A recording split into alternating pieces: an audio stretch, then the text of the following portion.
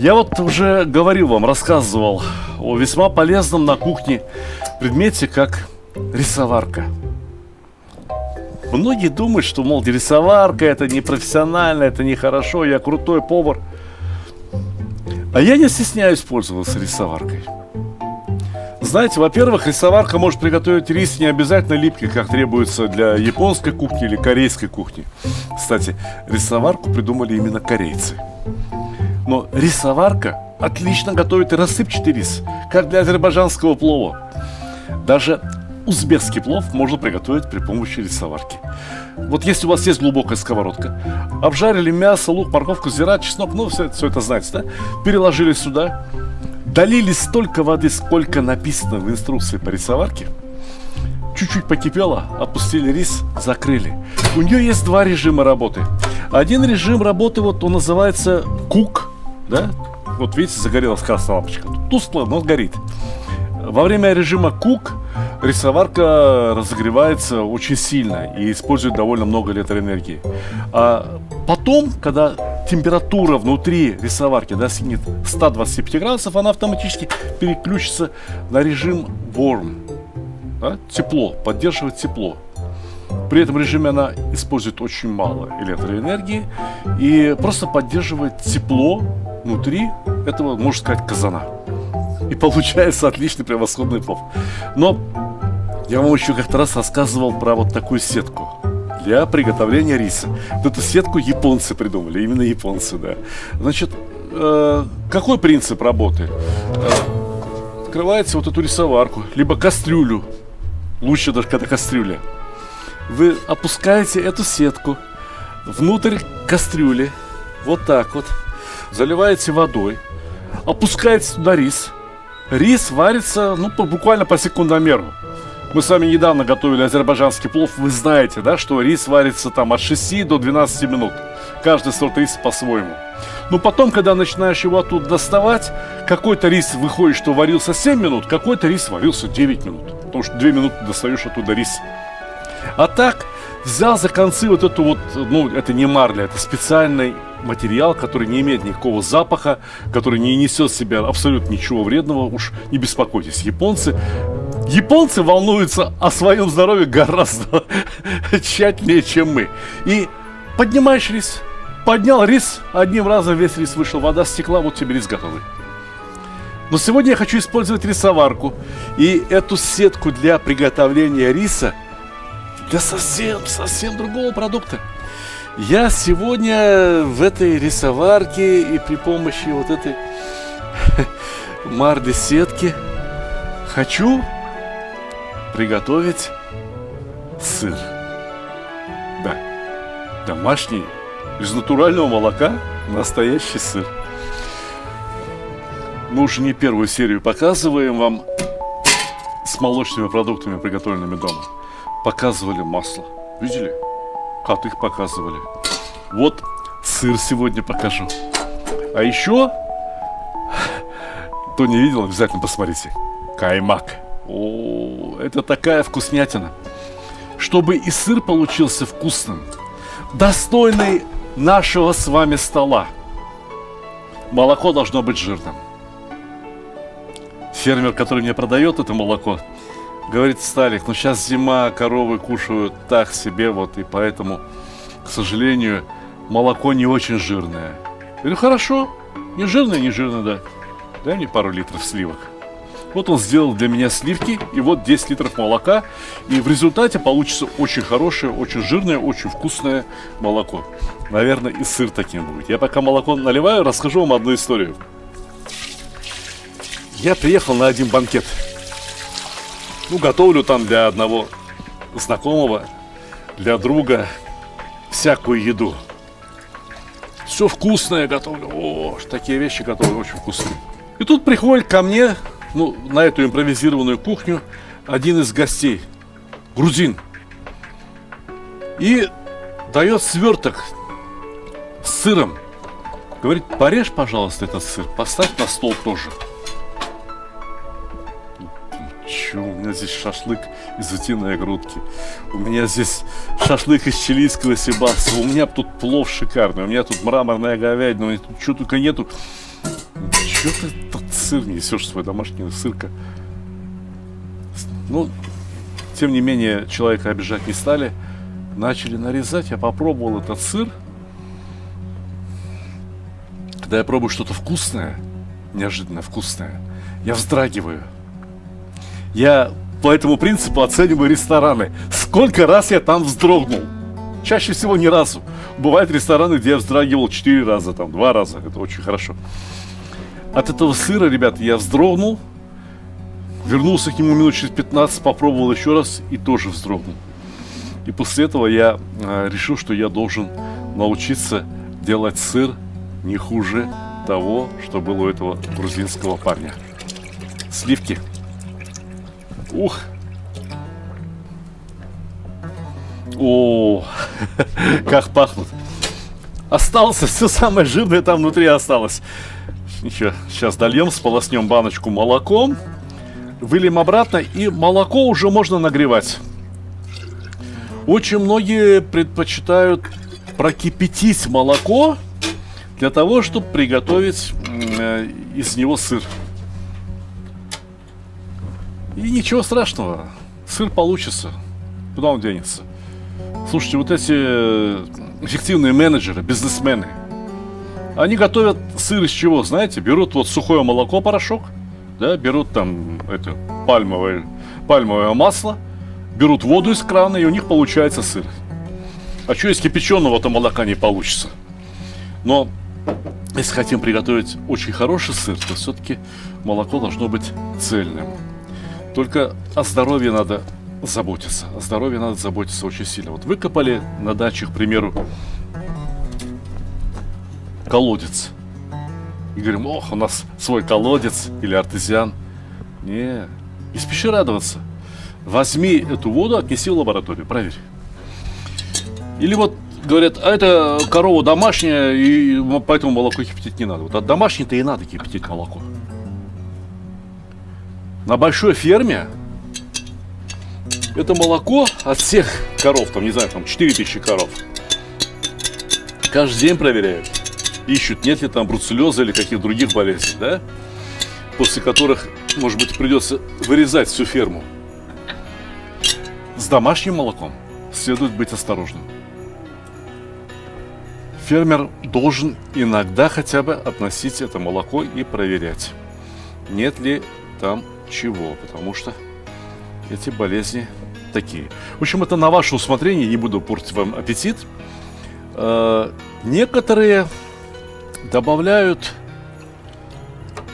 для изготовления сыра в молоко соль.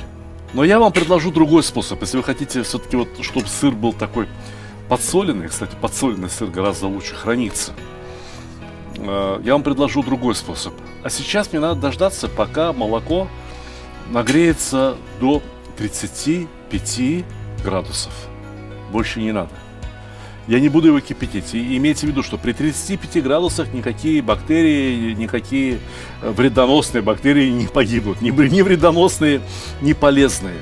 Кстати говоря, вот полезные бактерии, ну, скажем, молочно-кислые бактерии, да, добавить можно. За счет этого вкус сыра меняется в хорошую, в правильную сторону. Когда в молоко для приготовления для сыра добавлено немного кислого молока, хорошего вкусного йогурта, то сыр, на мой взгляд, получается вкуснее. Сейчас вот сыровары научились делать сыры, знаете, не хуже, чем итальянские и так далее. Но вот бывает, пойдешь в супермаркет, покупаешь где-то моцареллу, где-то там бурату, это, знаете, такой сыр вот в мешочках. По первости у них, у всех практически производителей, сыр прямо не нарадуешься. А потом чуть-чуть научатся зарабатывать деньги, и сыр становится абы какой, принимает какой-то импотентский вкус. Я не понимаю, в чем дело. Им что, трудно делать точно так же, как задумали? Не понимаю. Не хочется думать обо всех людях, как о каких-то халтурщиках. Я добавил кислое молоко, но не беспокойтесь. Основная часть молока из-за этого кислого молока не свернется, не створожится. Вообще говоря, задача во время приготовления любого сыра коагулировать молочный белок, чтобы он свернулся, чтобы образовал сгусток. И этот сгусток имеет другую природу. Можно же просто кипятить молоко и добавить туда какую-то кислоту, да хоть лимонную кислоту, и она свернется, да, вот, если оно нагрето, образуется творог. На некоторых языках так называют творог-сыр, потому что похоже. Но на самом деле творог и сыр имеют разную природу происхождения, потому что сыр должен производиться от сычужного фермента. Что такое сычужный фермент? Теленок, когда рождается, в его желудке еще не присутствуют ферменты, которые способствуют пищеварению, перевариванию лактозы. Да? И поэтому природой заложено в его желудке первую неделю имеется вот этот сычужный фермент. Далее он исчезает. Поэтому, чтобы получить натуральный сычужный фермент, теленочка приходится резать в первые 7 дней. Для того, чтобы потом с его желудка соскребать буквально какие-то доли грамма, для того, чтобы заквасить вот такое или гораздо большее количество молока. Я прикрою, чтобы быстрее нагрелось, несмотря на то, что стоит на мощном нагреве. Но молоко было прохладное, в гараже стояло. Поэтому нам надо его довести до 35 градусов, иногда помешивая, чтобы пенка на поверхности не образовалась. Мне почему-то жалко этих телят. Телятину люблю, а вот теленка, зарезанного ради сычужного фермента, мне жалко. Уже много лет назад я купил вот эту закваску для приготовления сыра. Японская закваска фирмы Миита. Рекламирую спокойно, потому что теперь, наверное, ее уже и не купить нигде. Но эта закваска изготовлена не из сычужного фермента, а из грибов. Представляете себе, японцы нашли фермент, который содержится в грибах, который работает точно так же, как сычужный фермент. При помощи него можно сделать сыр. Здесь 1 грамм. И этого 1 грамма достаточно для 100 литров молока. У нас здесь сейчас получилось, 13-15 литров, да? То есть этого слишком много. И поверьте, пожалуйста, у меня не очень большой опыт вот в таких делах, да? Есть, наверное, люди и поопытнее меня. Но мы сейчас будем с вами заниматься тем, что делить дорожки. Делить вот эту закваску на дорожки. Куда я дену остальную закваску, я не знаю. Мне сейчас нужна закваска на 13 литров. То есть примерно 1/7 часть. Примерно 1/7 часть.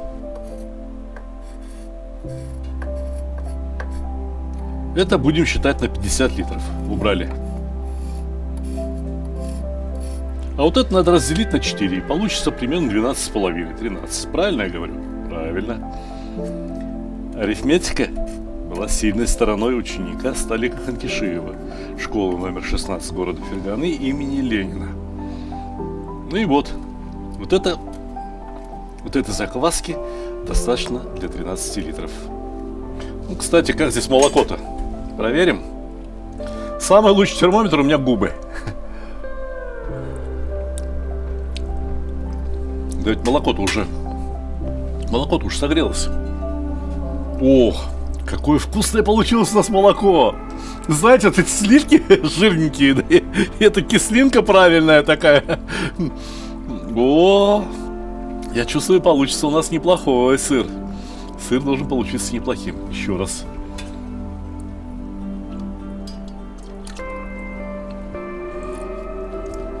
Все, 35 градусов есть. Если у вас нет такого опыта, как у меня, купите себе термометр.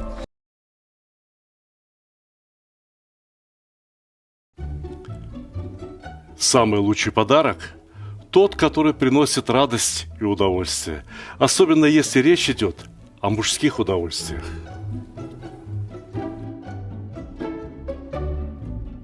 Самый лучший подарок – тот, который приносит пользу. Например, кому не хотелось бы наконец-то разобраться в приготовлении мяса? Самый лучший подарок – это то, что принесет хорошее настроение в погожий, солнечный день.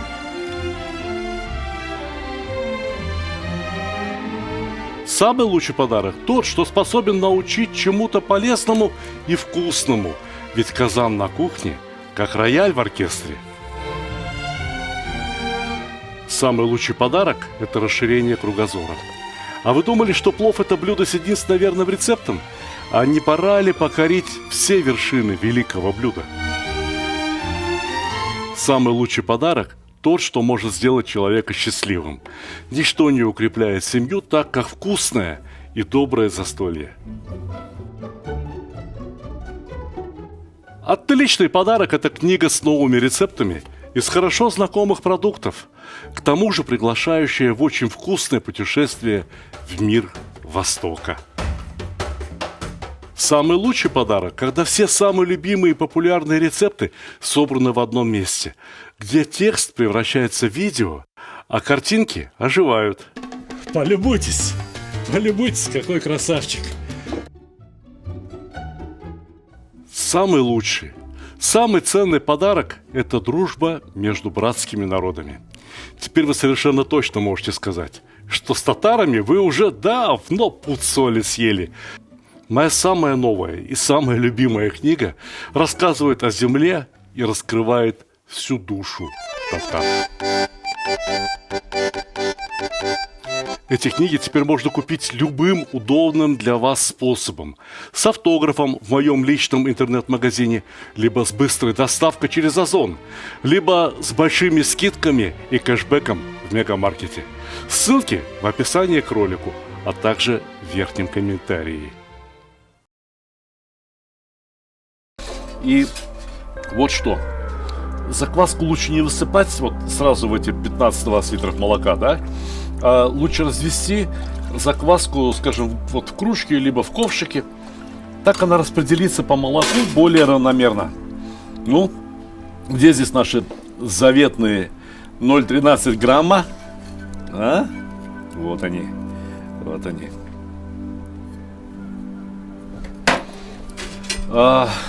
Где вы купите закваску для сыра? Я не знаю. Я работал над книгой, в которой содержится глава о молочной кухне. В 8-м, 9-м году, в 10-м году она уже была готова у меня. Поэтому даже тогда, 15 лет назад, при том еще интернете, я спокойненько все нашел через интернет. И тогда мне пришлось куда-то ехать, к какой-то станции метро, где мне вот вынесли коробку, в которой было 100 пакетиков, вот, и каждый пакетик по 100 литров, да? Сейчас ведь и ехать никуда не надо. Вам привезут все домой. Но давайте вы не будете мучить меня, а будете мучить поисковые системы. И найдете, и обрящите. Итак, переливаем закваску и ждем минут 40-50, пока молоко не пойдет сгустками. Сейчас произойдет чудо. Не знаю, случится ли это на ваших глазах или чуть попозже. Я выключу рисоварку из розетки, потому что даже в режиме warm, то есть поддержание тепла, она все равно продолжает нагревать молоко. А выше греть не надо. 35 градусов оптимальная температура. И нам всего лишь навсего надо подождать. Минут 40-50. Вот прошло где-то 40-50 минут, и посмотрите, что образовалось в кастрюле. Видите, да? Такой сгусток молочный и желто-зеленая сыворотка. То есть все произошло правильно. То есть все произошло как нельзя лучше. Ну а теперь, как я и запланировал, сеточку поднимаем. Сыворотка сливается, а молочный сгусток почти весь остается вот здесь, в сетке. Надо было сетку более тщательно выкладывать, чтобы она прямо вот прилегала к стеночкам кастрюли, рисоварки. Я не делал сыр уже, наверное, лет 10, может быть 12. С тех пор, как работал над своей книгой, которая называлась «Казан, баран и Дастархан». Это была книга преимущественно об азербайджанской кухне. И именно с этой книгой я впервые вышел, так сказать, на международную арену. Поехал в Париж. Выставка кулинарных книг проходила в Лувре. Представляете себе, Лувр, и там кулинарные книги. И в Лувре мне позволили провести мастер-класс. Выставка проходила 3 дня, пятница, суббота, воскресенье. В час дня, в субботу, в Лувре, самое коронное время, мне дали для того, чтобы я провел мастер-класс. Народу собралось, посол Азербайджана пришел, пришли представители диаспоры. Все очень волновались за меня, там такие именитые итальянцы до меня выступали. Я вышел, приготовил 5 штук пловов. Угостил всех халвой-пахлавой, который привезли из Баку с собой. И в воскресенье вечером проходила церемония награждения. 205 стран. 1200 участников. Вы представляете себе, как я волновался? Аж до сих пор вот чуть ли не слезы на глазах. Как я волновался.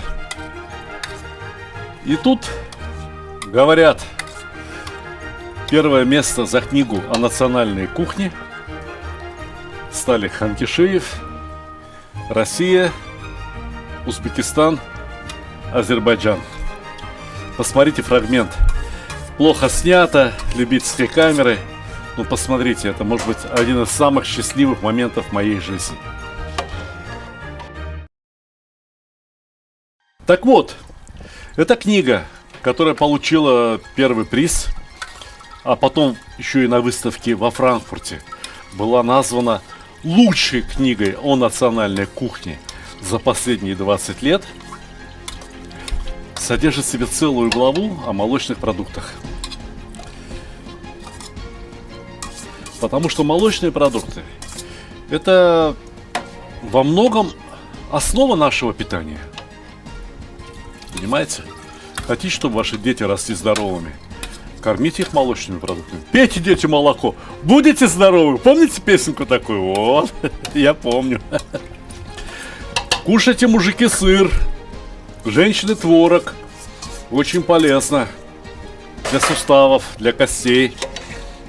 Ну и вообще, вот сыр, сливочное масло и лаваш. Что еще нужно азербайджанцу для хорошего завтрака? У нас даже пословица такая есть. Спрашивают один другого, как дела? А он говорит, я ваш, пендир лаваш. Что переводится потихоньку, сыр и лаваш. Ну, про масло забыли. Вот когда сыр, масло и лаваш, это просто очень хорошо. Поэтому я обещаю вам, что те мои подписчики, которые повторят все то, что я сделал, будут кататься как сыр в масле, завернутый в лаваше. Знаете, если вот эту сыворотку поварить еще довольно долго, будет собираться пена. И эта пена является ничем иным, как сыром под вкусным названием рикотта. Вот теперь вы оцените сейчас, как полезна сетка, как полезны мои советы.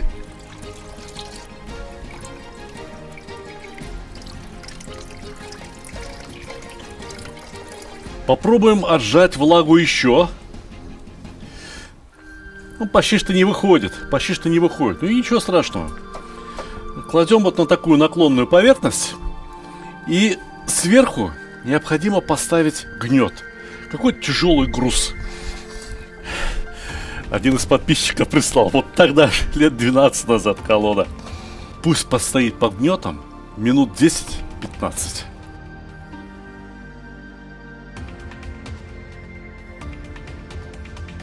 Влага отходит, довольно активно отходит. Это очень хорошо. Но можно поступить вот как. Можно все очень ускорить. Сливаем сыворотку. Отличная сыворотка. Молочный сгусток. Видите, какой он? Он уже чем-то что-то похож. Ну, как будто вот творог сделали только что. Необходимо взять и разрезать ножом. Осторожно, с сеткой. Вот просто так вот, кубиками. Кубиками. Раз, два, три. Чуть надрезы какие-то сделали. Ага. Можно повернуть, помешать. Вот на этом этапе в сыр можно добавить зелень. На этом этапе Сыр можно даже посолить. Соленые сыры хранятся лучше. Некоторые хранят сыр в соленом рассоле. Тоже получается очень хорошо. Пусть вас не смущает вот такое количество сыра. Его не выйдет 2 или 3 килограмма. Нет. Поэтому солите аккуратнее, чтобы сыр не оказался впоследствии пересоленным. И снова собираем его точно так же, как было, в комок. И оставляем еще раз под гнетом. Этот процесс необходимо повторить 4-5 раз. И сыворотка с каждым разом будет отходить еще и еще. И сыр будет становиться все плотнее и плотнее. Сколько раз вы его разрежете, столько раз он снова склеится, превратится в один сплошной кусок сыра. Я это повторю за кадром, без видеокамеры. А потом мы с вами попробуем свежий, совсем молодой сыр. Такой сыр в ресторане Поле Бакюза подают в качестве десерта. Этот сыр стоит пока еще не очень долго, всего часов 6 или 8. Он еще слишком молод для того, чтобы его даже пробовать. Ему бы простоять несколько дней в прохладном месте. Он бы выпустил из себя еще немного сока и стал бы еще более плотным. Однако время не ждет. И мне не терпится показать, каким этот сыр стал уже сейчас. Минуточку. Знаете, в принципе, можно было бы оставить сыр вызревать вот так, как есть. Только, разумеется, в прохладном помещении. Можно положить его в рассол, в сильно соленую воду. Можно посолить сыворотку и положить сыр туда. Но я знаю, что сделать с этим сыром еще лучше. Я прямо сейчас попробую его, потому что пахнет он восхитительно. А сливочное масло, которое мы делали в предыдущей нашей программе, это просто шедевр. Полюбуйтесь. Итак, берем в руки лаваш, берем в руки нож, немножко масла, еще чуть-чуть масла. Вот так. И сыр. Первая проба. Ну как он? Удался или не очень? Видите, пока что этот сыр больше похож на творог. Но чем дольше он будет стоять, тем крепче и крепче он будет становиться. И, возможно, его еще несколько раз надо разрезать, чтобы из него вышло как можно больше влаги. Чем больше влаги потеряет сыр, тем больше в нем концентрация молочного белка и молочного жира. Соответственно, тем сыр и вкуснее. Но отведать вот такой молодой сыр, это тоже, я вам скажу, не маленькое удовольствие. Пожалуйста, дорогие зрители, пожелайте мне приятного аппетита. Обязательно поставьте лайки этому видео и попробуйте приготовить такой сыр сами. Попробуем?